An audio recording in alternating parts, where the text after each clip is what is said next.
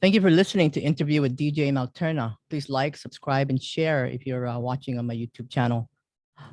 My guest is the legendary English bassist, prolific musician extraordinaire, and writer, John Wardle, also better known as Jah Wobble. Welcome to the show, John. Thank you so much for being here. Thanks, Andy. Lovely to be here. Such an honor to have you in the show. You know, as the original. Well, when you're that person, because you just know yourself and you're in your own skin, it's not a big deal. Yeah, so, you know. I know. Yeah. You know, as the original. It's not. I'd rather people think of me that way than not. But believe me, you know, if you really get to know these celebrities, you're not honoured. Yeah. You know. Well, I really enjoyed reading your book, Memoirs of a Geezer. It's your autobiography. Yeah. I think you released this in 2009, and that's right. Yeah. And it's such a. It was such an entertaining read for me. You know, I found it really truthful, I think, and funny as well. And I felt like I was walking. I felt like I was walking in London through your lens. You know, there were so many things in here that I always wondered about, and everything is in here. If you wanted to, people want to check this out, if you can see it, because I have this background, you can barely see this stuff, but.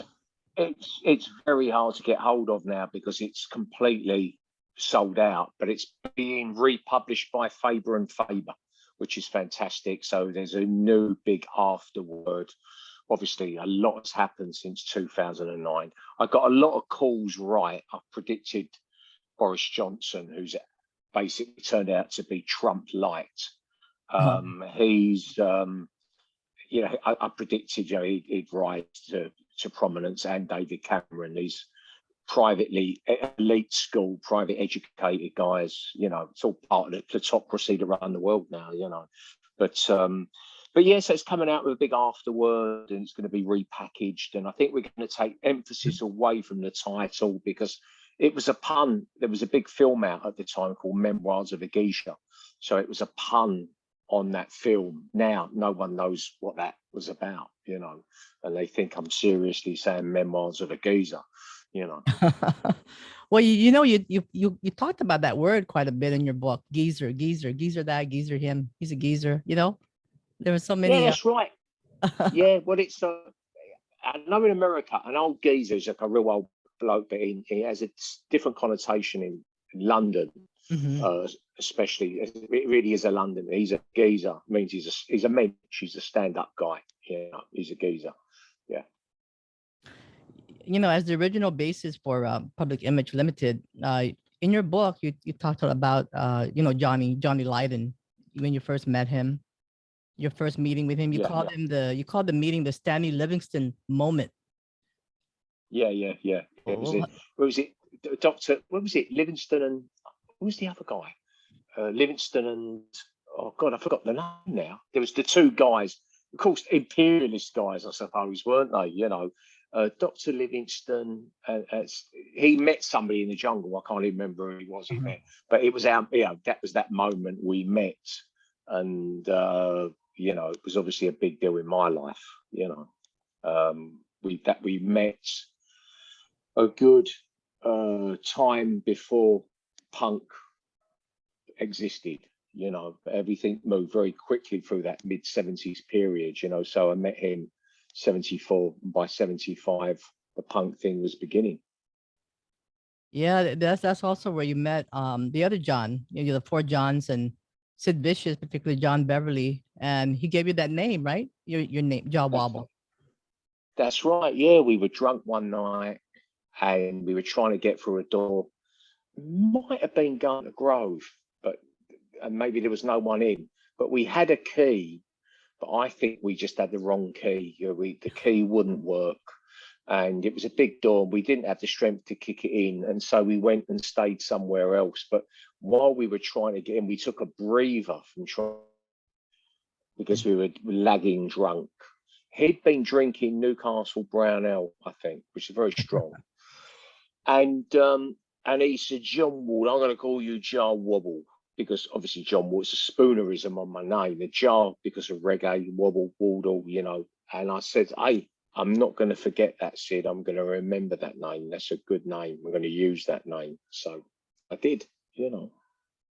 Yeah, I used to wonder where you got that name, but yeah, everything is in the book. If people want to check out this book when it gets released again, I think it's a great read. If you like the post-punk movement in England during that time. So I think one of the things I found interesting is that you mentioned that in your book that you got blamed for things you didn't do. I don't know if that's quite a bit. You were blamed for hitting Sid Vicious in the head with an axe, which wasn't true. No, that's right. And I think what happened anyway, I know the identity of the person who hit him with the axe. She prodded him with an axe and he fell down a load of stairs and hit his head on a boot scraper. You used to have boot scrapers in those days, quite dangerous, really, contravene all sorts of health and safety standards now. And you don't see them. They're made of wrought iron and they were black and they were at the bottom step of the old Victorian houses. And I suppose you scraped all the horse dung off your boots, I suppose is why they were there. And anyway, that's what happened. I got the blame for that, but it wasn't me. Were you a little mischievous young man back then? I'm a mischievous old man now, so I still play pranks on people.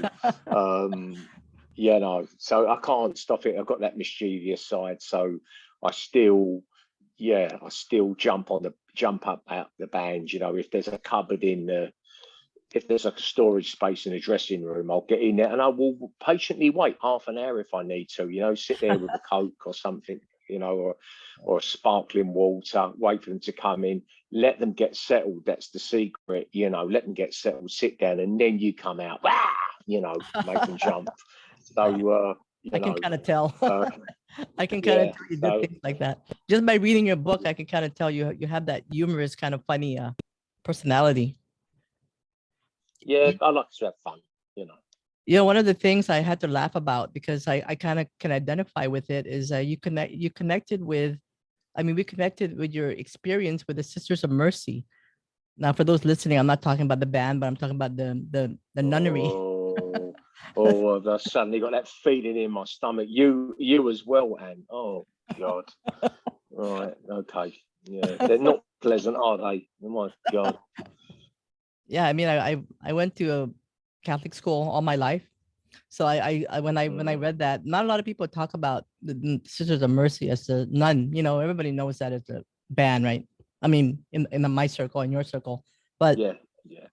I thought it was really interesting. You know, Johnny Lydon talked about them too. That they you know, you would get hit on with a Did roller. he talk about the Sisters of Mercy or just nuns generally? Did he? I think he talked about nuns, but I just assume it's a Sister of Mercy, but I'm not sure. I mean, when everyone comes across the different sort of types, like I play football with a guy who's got two sisters that are nuns, and they're in, I forget the order of nuns, and they're Carmelites or something. But anyway, they're very nice, gentle kind of people. The Sisters of Mercy were, in my view, the Waffen SS of the Catholic nun movement. You know, hardcore. You know.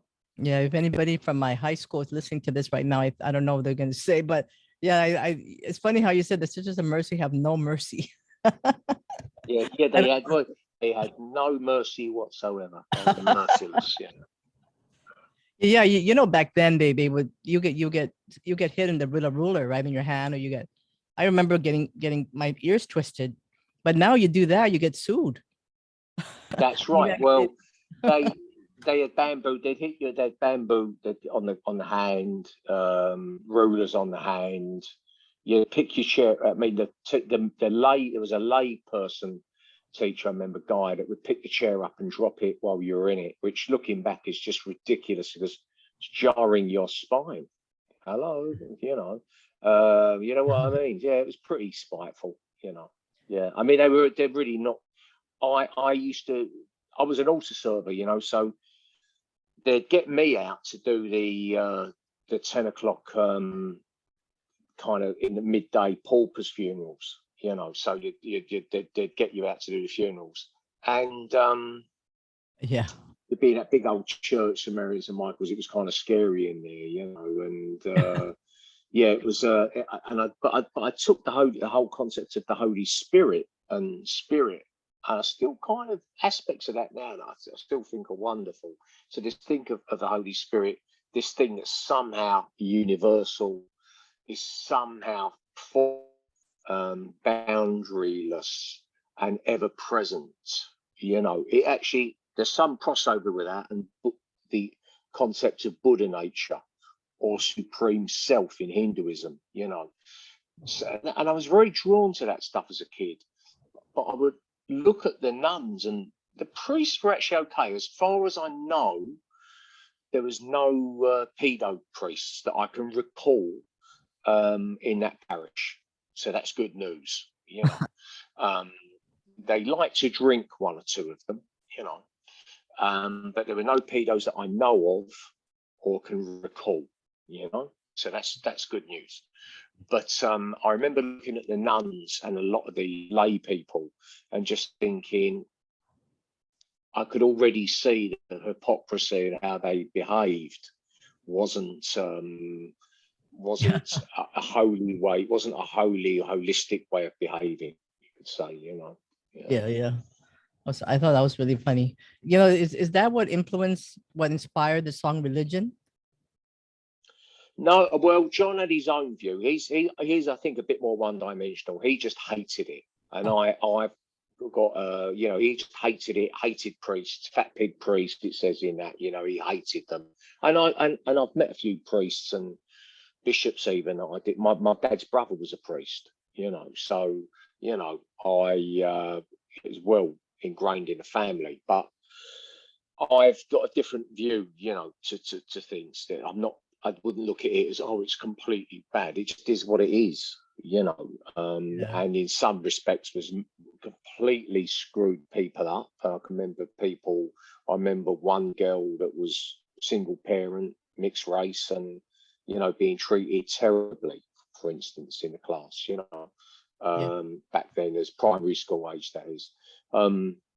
You know, but for better and for worse, it is, you know, things are what they are. So, and, you know, not all priests. So some of those South American priests on the side of the unions, and, you know, I remember, you know, some of the helping the unions get organized and stuff. They weren't all bad, you know, and often the priests would be on the death squads for, you know, murky right wing, possibly helped by the CIA, you know.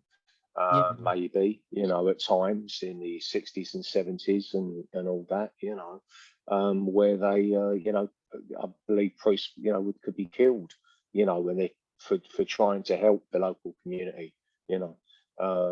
So, you know, it's not always, you know, unfortunately life's not black and white, you know, but hey, you know, I stopped following that Catholic doctrine a long time ago, you know. So by the time I'm 14, I was having serious sort of doubts about it, you know. So, you know. Yeah, understandable. In your book, you also said you were very, although you were very sociable, you said that you made a few close friendships. And you said you're more of a loner at heart. Do you feel I very much. Yeah, I still am. Yeah, very much. Do you feel you're more of an introvert or an extrovert? I think to understand yourself, says a bit of a silly answer in a way, but to know yourself introvertedly looking in is to know the world looking out, and vice versa. You know, it's all kind of play of consciousness. You know, the construct that is John Wobble is completely empty. It's a temporary phenomena, as the world we look at is a temporary phenomena. You know, the answer probably a psychiatrist would say, well, he's telling you he's an introvert. To obviously sit there pondering that kind of question means he's a guy that doesn't get out enough. So, you know, that's probably the answer. But yeah, I really love to. I really like people. I like hanging out with the band when we're touring and I have fun, but I have a cut off, and I do love to have space around me and be on my own very much. Yeah. So I know you guys, the band went to New York, and you were in the American Bandstand. You guys performed in the American Bandstand with Dick Clark. That's right, yeah. And I unfortunately didn't know who he was. So there's a story a lot of people know that I came to drugs and a drink in the days leading up to that performance. So I was exhausted and I really, really needed to sleep.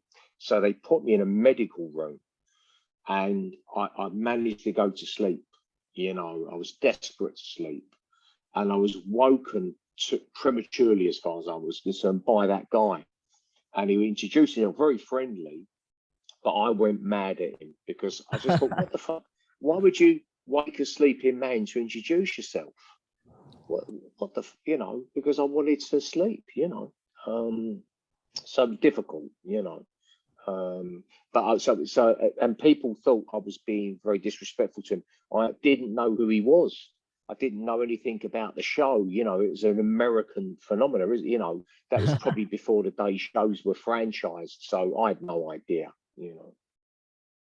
I know. Yeah, that was I know you mentioned you went to Danceteria, and these are all the clubs that were quite popular back then. Well, I only went to Danceteria, and when I was first went over with Peel, that was like 1980. I first went to Danceteria, probably 1980.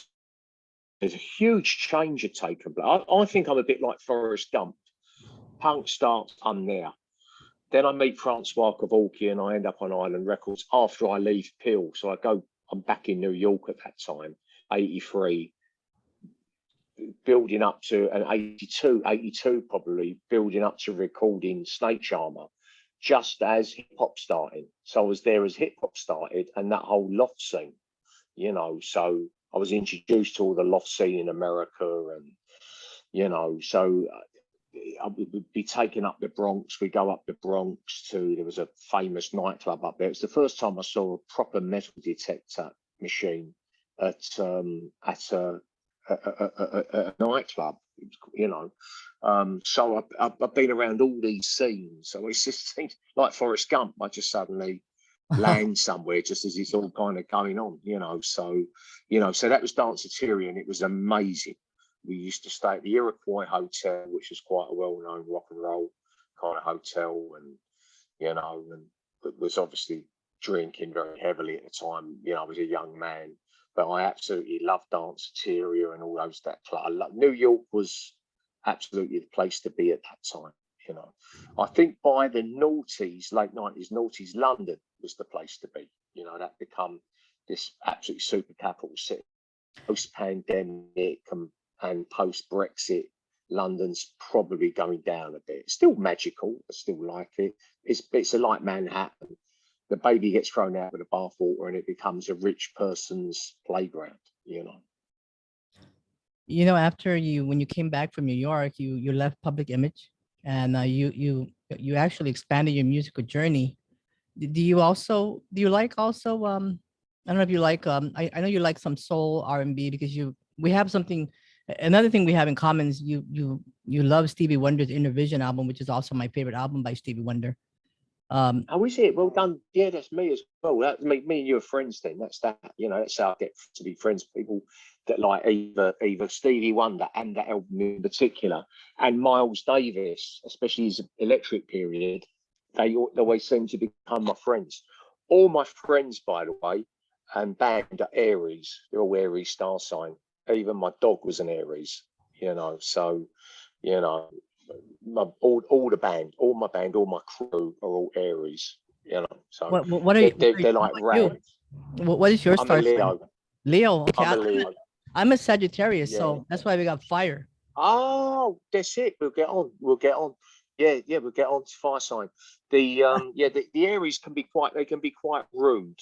And they're like around. They can be very rude, but they never try and be slick or clever with you. They're sometimes shockingly rude as friends. You think, wow, you're my friend. That's such a rude thing you just said to me, But they're rams. They just batter everything, So. So you see. But anyway, yes. So yeah, I left Pill. Ended up. I thought that was it. The game was up for me. Probably a weird, very self-confident guy in a way at times. Me, that is, and at other times completely just. I'm like those prisoners. You know, the American prison system. You ain't got nothing coming. I always feel I ain't got nothing coming in life, you know, somehow. And I just felt, well, I ain't got nothing coming and I'll get a straight job. And people said, you're mad, you know, because you've got a little bit of a name now. So within weeks of leaving Peel, I ended up meeting Holger Zukai and in working with Holger Zukai from Cannes in London, and then going to Cologne and meeting Jackie Libizet and playing with them, making a record. And then I met Francois Kevorkian and I got Jackie and Holger involved with that record, and that's where I ended up hanging out in New York and touring America solo, and that was all in the early '80s, immediately after leaving Peel. So it was a pretty good, you know. Yeah, you know, one of the albums that was actually that you released was called with Invaders of the Heart was your collaboration with Brian Eno, Sinead O'Connor, and the track Visions of You, rising above Bedlam. That wasn't Brian Eno. That was Sinead. Yeah, Brian Eno wasn't anything to do with that. I did work with Brian, but not on Visions of You. That was just Sinead O'Connor, another Catholic, you know, obviously Irish, you know, background. Yeah. Although you do get Protestants in the Republic, you know, so I think some of you too, I think are Protestant. You do get Protestant Irish, you know, in the South, you know, as well. Not many, but they got Church of Ireland, you know. So I shouldn't say they're all Catholic, so I've done that with her. That was when I came back into the business. So by the work with Holger, did all that in the '80s, formed Invaders of the Heart. And then drink and drugs caught up with me, and by '86, and I stopped, did a regular job on the subway, you know, on the underground in London, the subway as Americans would call it, and then started Invaders of the Heart Mark II, and it was from that we did Sinead, you know, and I knew, and how that came about. There's a guy, Kevin Mooney, who was the bass player, I think, in Adam and the Ants. And he made some very good solo stuff and stuff with Jordan, who worked in the McLaren shop, who died recently. They made some great music together and never got released. It was really good. Anyway, he was friends with a guy called John Reynolds, who was the first husband of Sinead O'Connor. So that's how I met Sinead. I played on a couple of her records first, got to know her, and then I got her to play on Visions of You. I was able to write the song with her in mind, you know, her voice. Beautiful lyrics. Yeah, the lyrics are very much to do with recovery from drink and drugs and not being numbed out anymore. You know, it's what the lyrics are, you know, I'm not numbed out anymore, no longer feel hate. So much addiction is to do with shame, because it's quite akin to narcissism, you know. Not all narcissists would be addicts and alcoholics, but in my experience, the greater majority of addicts and alcoholics will have certainly traits of narcissism, if not full-blown narcissists, you know. So you have to stick, and of course, narcissism is a shame-based illness. You know, you become so self-involved and carry the weight of the world on your shoulders and all that. So, although actually narcissists don't carry the weight, they give the other people to carry the weight, to be fair, you know. But anyway, so that's very much what that song's about: recovery from alcohol and drugs, you know. Yeah, that's and it's got a raga kind of quality to it, you know, as well. So, you know, it was a lovely time for me that time, you know. Yeah, it was nominated for the Mercury Music Prize also, right? Yeah, that's right. It was a funny one, that, because we were nominated and Primal Scream won it that first year, and I was on that album as well. So it was a funny old, for me, I was on 2 records of the inaugural Mercury Music Awards, you know. Yeah, beautiful. One of my favorite albums, is the one with your beautiful and talented wife is in. I know Yeah, she. Zealand. Yeah, yeah. I don't want to mispronounce her name. Is Zilan? Zealand. Yeah, Zealand. Zealand Liao, which is, it's funny. I've never discussed it with that, but that's like Mandarin in Cantonese. It's normally Lee.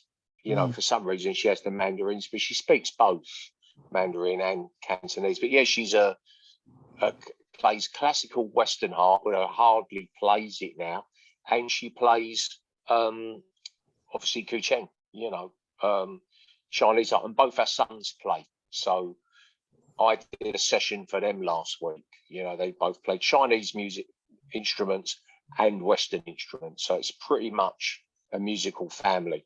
But the Yeah, album I think you're talking about is Heaven and Earth, and her dad played on that, Craig Hong yeah, Lee. very, very Yeah, and beautiful. I he mean, it's such a beautiful album. I mean, I really enjoyed reading the segment that you have in the book about her when you guys went to China. This is before you got married, and then you met some monk. I believe he's like a soothsayer, and he predicted you're gonna Satbam have a Guam. good Yeah, marriage. Satbam Guam. Satbam Guam. Or Satbam Guam. Yeah, that's right. We've still got the picture up at home somewhere. Yeah, yeah. Yeah, Yeah, Satbam Guam. Yeah, he said, we were brought forward to him. They said, ask him any question you know. I said, what do you do in a cultural revolution and a family? Like, no, no, you can't say that. I said, well, you said ask him anything I wanted. I said, go on. And he said, no, don't wait. What did he say? He said, no, it's fine.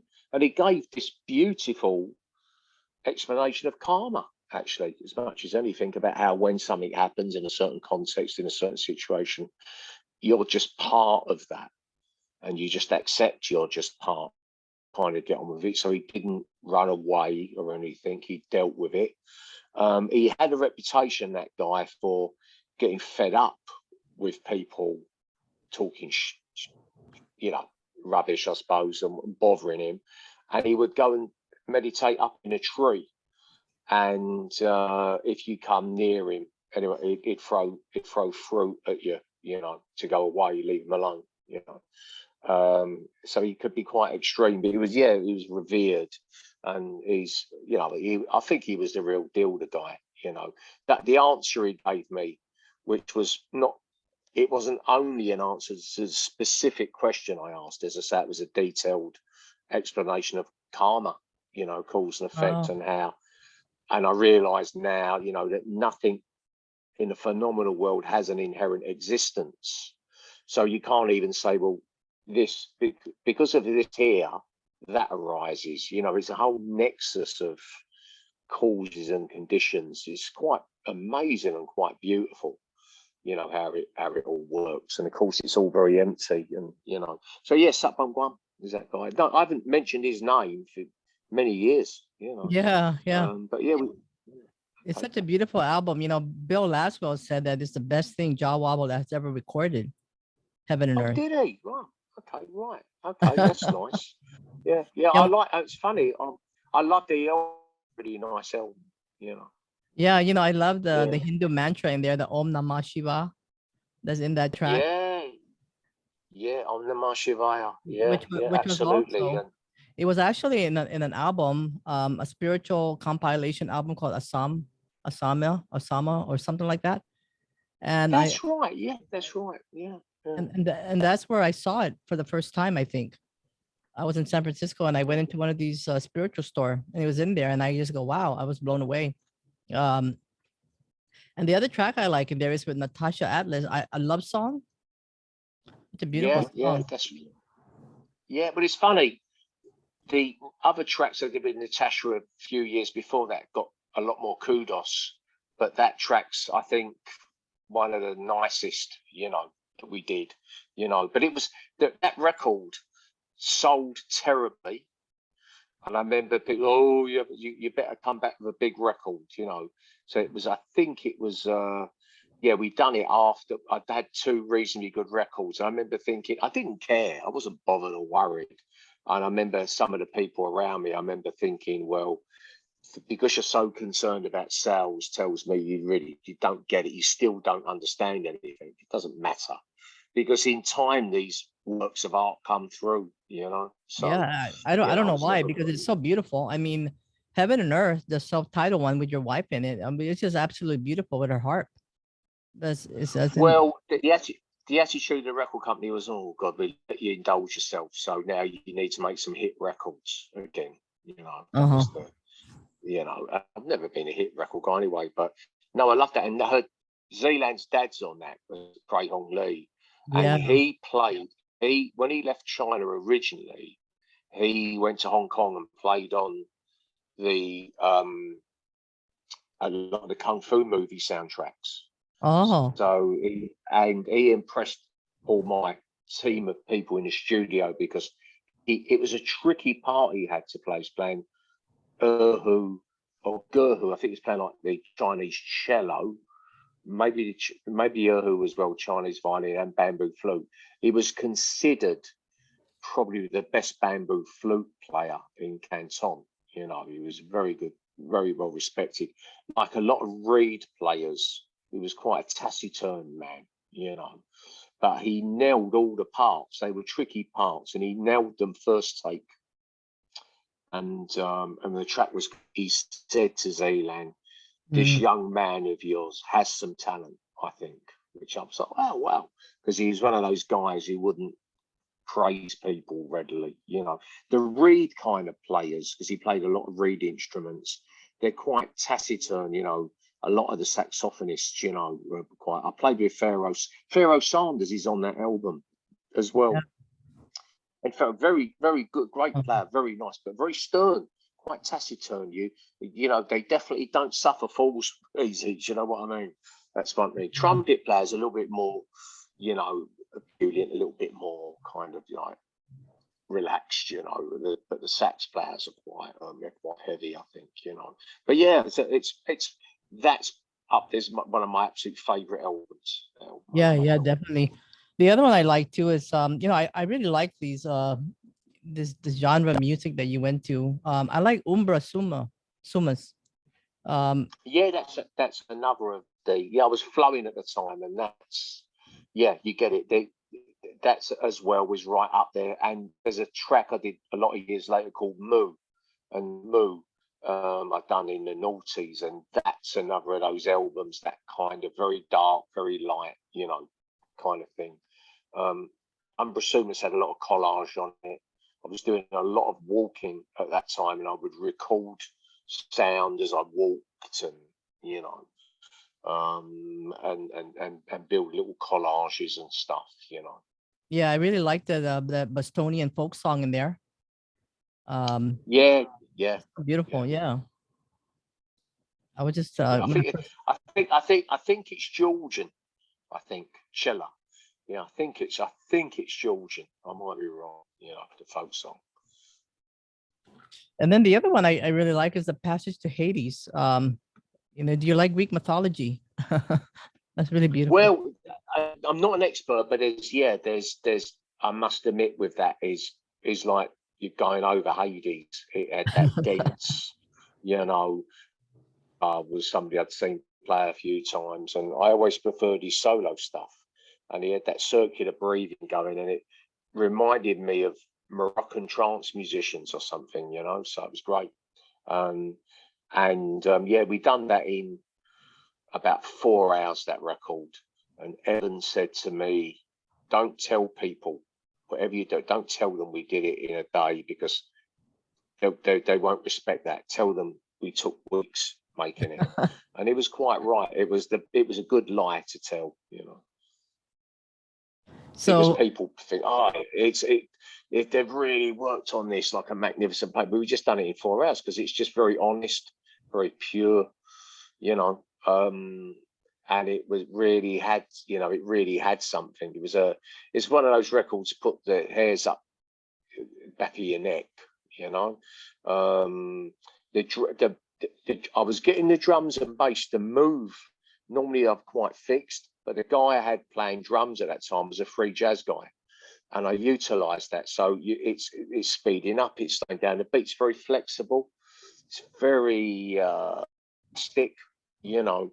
But yeah, that first, and it's got real medieval instruments on it. Mhm. So like the Greek, you know, Plato with the modes, you know, he in the Republic, Plato talks about modes and how certain modes, the ones that are really make you determined, and I think he would have a bit of a spiritual vibe. They're good.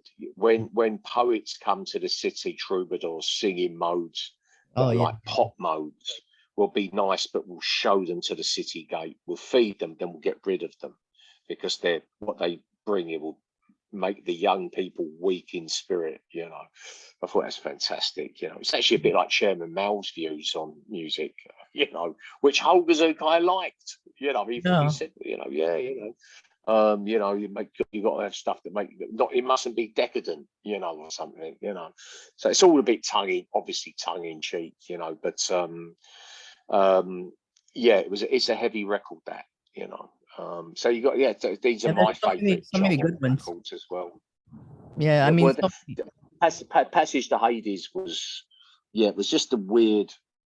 It just stuff happened in the session that sometimes it all gets a bit supernatural, when it got a bit supernatural, that recording, you know. and I know you've been making music for like what, over 40 years. I mean, so many wonderful albums and collaborations, and I know more recently you collaborated, and I've been playing this one of my favorite tracks of all time now is Falun Gong Dancer, with your collaboration with you know, the late Cathal Coughlin. You know, I'm so sorry about his passing, and Jackknife Lee, and their debut album. He pronounces for me. I did an interview with him, and I told him, how do you pronounce this word? He goes, hey, and or something like that. Yeah, what was the word? That's the debut album, is AHA. Well, yeah, Gaelic, it'd be, I guess, yeah. But your song that you put out with this album is you have your own versions and remixes of Falun Gong Dancer. It's wonderful. Yeah. Well, I know the guy that runs a label for them, Brian. I've known him for many years. London Irish guy. Dimple this. Yeah, Dimple, this lovely people, and Brian sort of introduced me. I knew of the boys, you know, but didn't know, because they're younger than me. So he introduced me, and I liked them, you know, especially Cole. I thought Cole, you know, which Garrett's lovely as well, but you know, Cole, we really hit it off.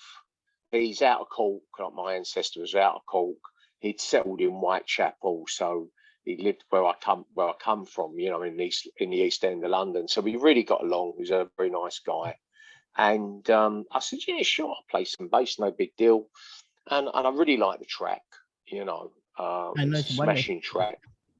Yeah. It's a really lovely track. And Garrett Jackknife did some little videos with it. God knows where he got the library footage of nuns, you know, and priests and stuff, and the London Irish, you know, in the 60s and stuff, which was fantastic. So lovely little vignettes, these little videos that he done, you know. So and then of course Brian phoned me and said, I've got some bad news, you know, Cole's dead. And I said, I'm sorry, what? He said, Cole's passed away.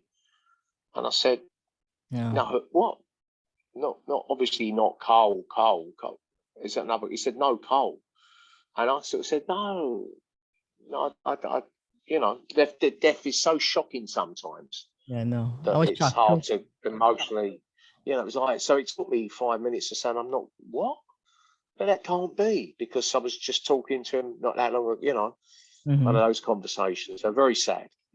Yeah, I mean, I saw it on the social media, and I was even like, what? I had to like message Shauna at Shameless Promotion PR, who was the one who connected me to Cathal Coughlin and to the music. And so yeah. The other one thing was, I said to Brian, where did he die? And he said, oh, the Royal Marsden, which is literally just the other side of where I'm sitting now in London. Is just literally 20 yards away. You know, it's like, what? Wow. You know what I mean? You know, so that, you know, I had no idea. Yeah. And then the other collaboration you were involved in was with the Ukrainians. with John Klein and the Ukrainian national anthem in dub. That was another Yeah, one. well, that was through my bass tech. Now, funny enough, I've had a very good mate who's a Ukrainian many years ago. After the Second World War, a lot of Ukraine in Britain, especially in the north of England.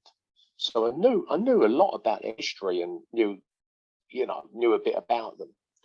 And so anyway, this conflict started, and my bass tech, Mark, he as well knows a few Ukrainians in the north, people that have grown, mums and dads were Ukrainian, and he knew the group.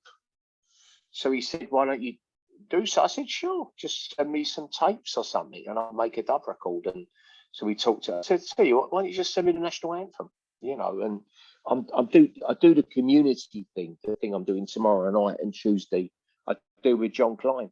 So we built a little studio now. We have a lot of all sorts of people come, and so I said, we'll put it together there, which is what we did. So we're very happy with it, and I must admit, all that first few weeks of news about it seems to have died down now, and everybody's forgotten there's a conflict going on there. Right, yeah, and the proceeds of that track, will be it's a benefit too. So people want to check that out on your website. I think I have the link on the interview I did with Len Liggins of the Ukrainians. It's on my. I don't remember the link. Yeah. Go to if people want to donate to that. It's still there. Yeah, I think the YouTube link is actually on TuneIn's YouTube account. So if you just put Jah Wobble, Len Liggins, or Ukrainian national anthem, if you just put Jah Wobble Ukraine, you'll go through to the link on YouTube. So, yeah. Some musicians, they stop making. And there's a Bandcamp page as well where that's the link. And that's Dimple Discs, I think. So yeah. I was gonna say that some musicians, they stop making music eventually, but you seem to keep going. I mean, there's no stopping Jah Wobble. I mean, eventually it will stop. Maybe it will suddenly stop, but eventually it will stop. But I'm just talking with my younger boy today about stuff. They got both my sons. They do all kinds of music. They got a band together, and we were discussing that some of what they do is quite krautrock to me. It's got that vibe, and I was talking to him about that and about music. And I still get excited with it. I still love doing it. What do you think inspires you to keep creating? I suppose really, over the years, there was this feeling that you're just, I was going to say tapping into something, but you're actually just, in a way you're tapping into something. You're just turning a tap on.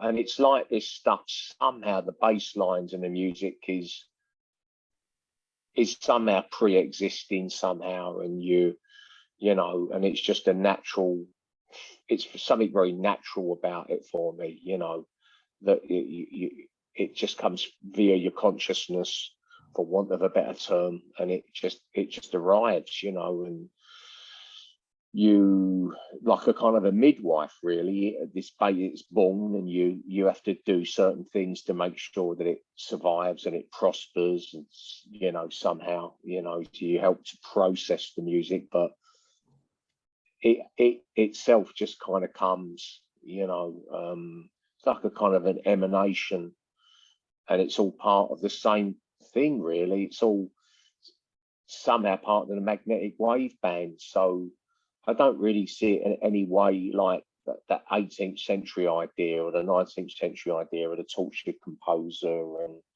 I'm very clever and I've got these great ideas or anything particularly. There are times it comes to you, you want to make a certain kind of mix of music, but even that's like it's foretelling what already is existing somehow, if that makes sense.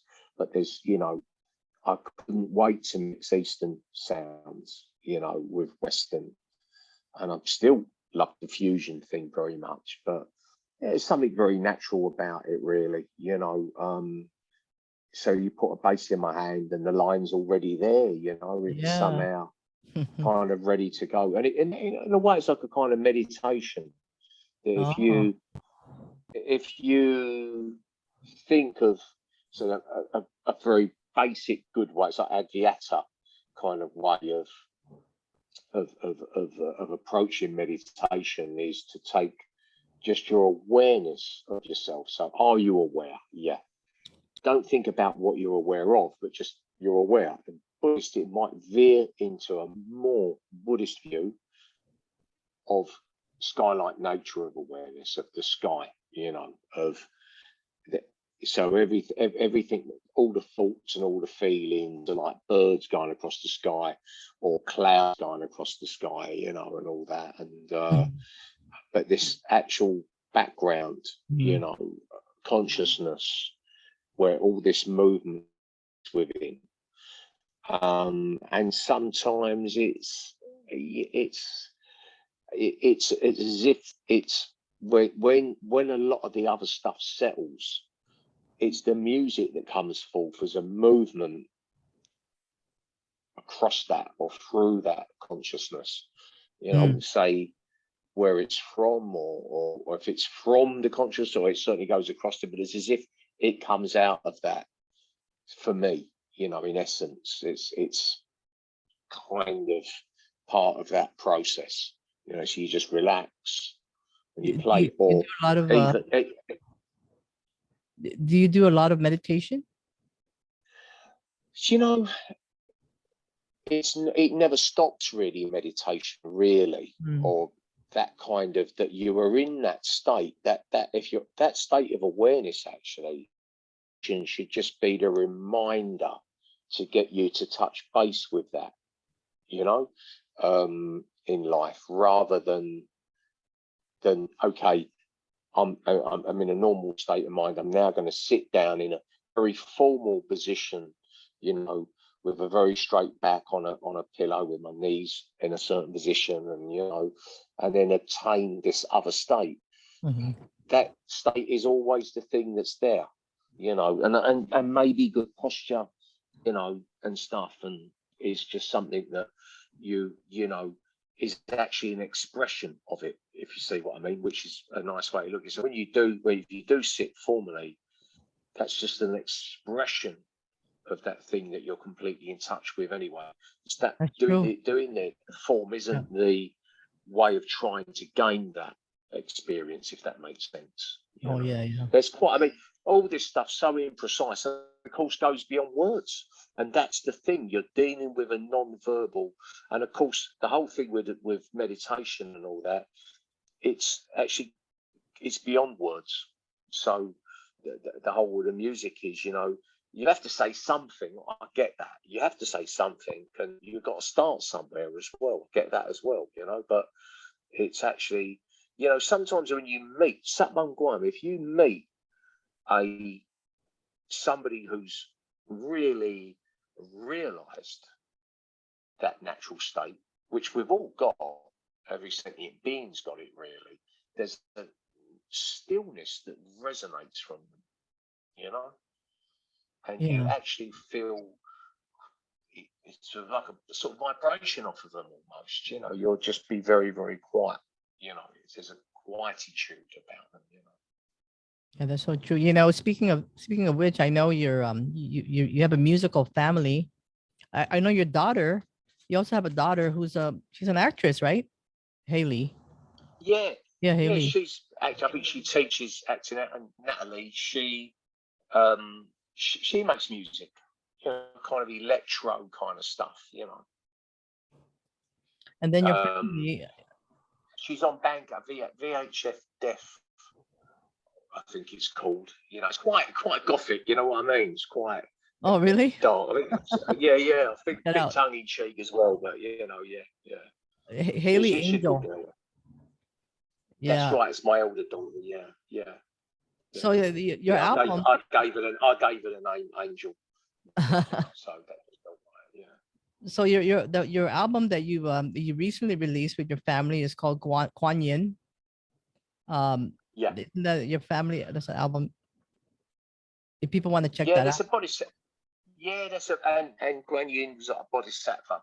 So it's the female kind of bodhisattva. It's the one you get a lot of in China, you know. So it's like an emanation of a bodhisattva. Actually, not like the Sisters of Mercy, showing tremendous mercy and compassion. I'll never forget that. That's really funny. Sisters of Mercy have no mercy. Well, anyway, No mercy. you also Did released. yours, I mean, in your experience, did they show any mercy? Was there one? Was there at least one kindly nun? Well, I don't want to say because somebody might be listening to this, and then I'll get. Right. So it's so do you still go to church? Do you still go to mass? I still got a what? Do you still go to mass? Yeah. Well, You do, do you? well, I was raised a Catholic, and my family is Yeah. Catholic. But and you still oh, you got. I mean, I've got Catholic relatives, and you can really get into hot water with them. I can get into hot water with them because I assume, even though they're still practicing Catholics, I'm not, that you're going to be roughly on the same page with, say, contraception. And then you find you're really not. And you really get told off, and it's like, wow, okay. You know, so, yeah, best to steer clear of it. No worries. So I know you also released Metal Box on Dub, on Cleopatra Records. That's Last right. year, Yeah, we did rebuild. Yeah. They asked me. Rebuild I and think Dub. they thought that maybe when they asked me, I was going to say, "How dare you ask me to do something like that?" You know, it's an iconic record, and I just said, "Yeah, sure, let's do it," because I'm ready to go. Because I had so many ideas with it. Because we've been playing a lot of Metal Box stuff live anyway for years. Yeah. So I've got. It comes back to me loads of different ways to play those songs, actually. With respect, it's not taking a mickey out of it. You know, I mean, you know, there's so many different ways. So, yeah, I love doing it. It was a lot of fun. We're doing it live, supposedly, in October this year in London. Yeah. You actually have a lot of stuff happening in September, right? Yeah, busy August through into September. Into October, yeah, there's a lot of stuff going on. Yeah. Wow, there's so much to talk about. I know that we need, I would love to have you back on the show again to talk more about your book. There's so much to talk about, but thank you so much for coming on the show and Thanks, chatting with me. Lovely chatting. Long live Jah Wobble. It's always my pleasure. Thank you for your wisdom. Long live DJ Nocturna. Thanks for having me. Thank you very much. Let me just turn this off. Thanks, Hank. Let me just turn this off really quickly. Thank you.